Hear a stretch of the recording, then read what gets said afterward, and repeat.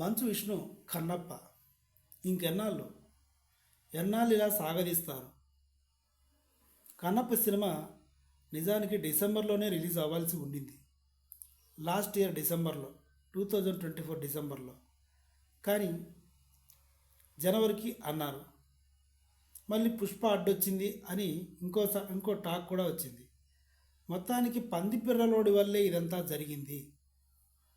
పందిపిర్రలోడు దాదాపుగా ఈరోజు ఇది జనవరి సంక్రాంతి రోజు కదా, ఈ రోజుకి గత 6 నెలల నుంచి దొబ్బుతూనే ఉన్నాడట ఇంట్లో.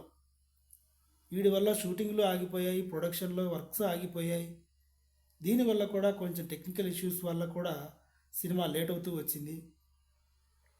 రీసెంట్గా తిరుపతిలో మంచు విష్ణు మాట్లాడుతూ ఫిబ్రవరి 25న కాళహస్తిలో ఈవెంట్ జరుగుతుంది. అత్యరథ మహారథులు మోడీ, పెద్ద అమిత్ షా అందరినీ పిలుస్తాము అనే విధంగా మాట్లాడాడు. మళ్ళీ ఏప్రిల్ 25కి సినిమా రిలీజ్ అంటున్నాడు. ఆలోపు ఏదైనా పెద్ద సినిమా వస్తే మళ్ళీ పోస్ట్ పోన్ చేస్తారో తెలియదు. ఆలోపు పందిపిర్రలోడు వచ్చాడంటే ఇంటికి మళ్ళీ ఇంకేం చేస్తాడో తెలియదు.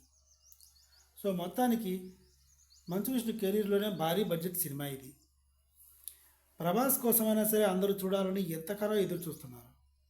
అండ్ అలాగే మంచు విష్ణు కెరీర్లోనే ది బిగ్గెస్ట్ హెవీ కాస్టింగ్ ఉంది ఈ సినిమాలో. మోహన్ బాబు దగ్గర నుంచి మోహన్ లాల్ వరకు సౌత్ ఇండియన్, నార్త్ ఇండియన్ అందరూ మెయిన్ ఆర్టిస్టులు ఈ సినిమాలో ఉన్నారు. అందుకని అందరికీ చాలా తొందరగా ఉందన్నమాట సినిమా చూడటానికి.